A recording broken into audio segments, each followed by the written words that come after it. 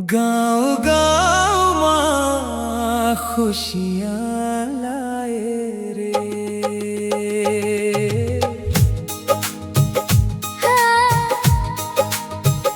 हरियाली आए रे, हरियर छाए रे।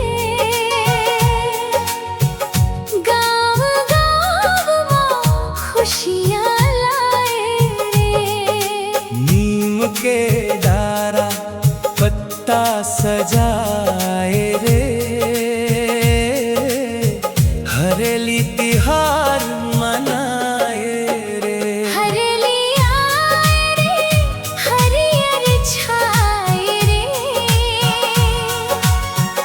गाँव गाँव माँ खुशियाँ लाए रे।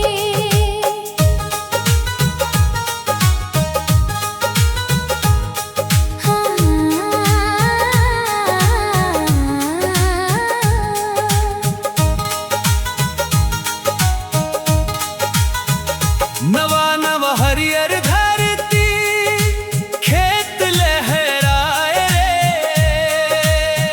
धान के पौधा देख के मन मुस्काए रे। किसान भाई हल नांगर धो पोंछ के धराए रे। धरती दाई के अंचरा माँ सुख समृद्धि आए रे। हरेली आए रे, हरियर छाए रे। गाँव गाँव माँ खुशियाँ लाए रे।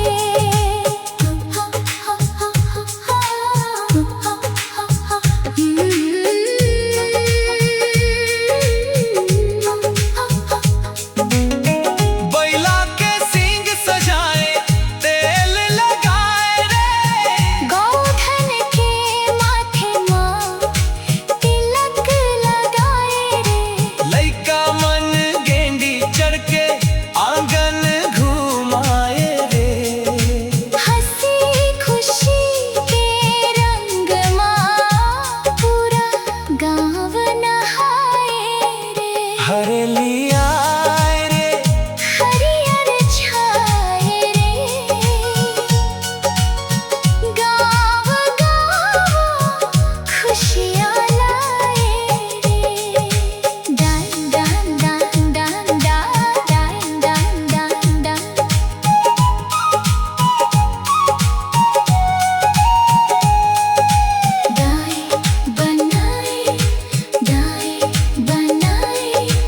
दाई बनाए ठेठरी खुरमी घर में है काए रे।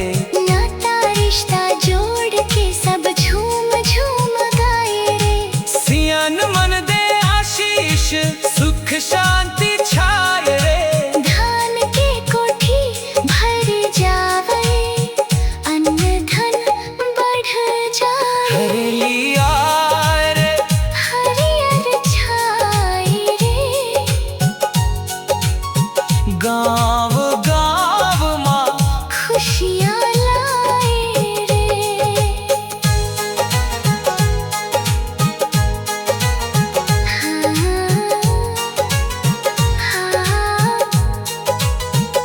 धरती दाई के सेवा सब मिलके करबो रे।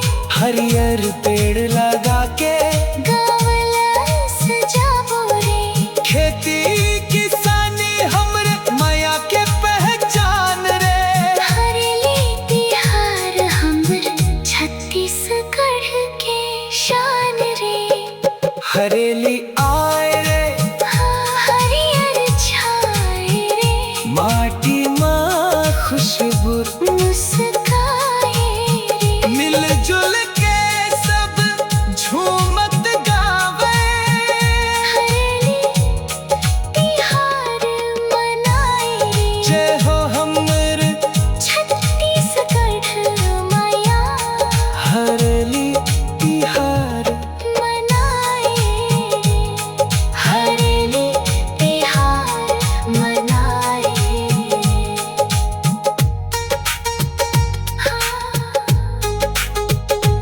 करेले।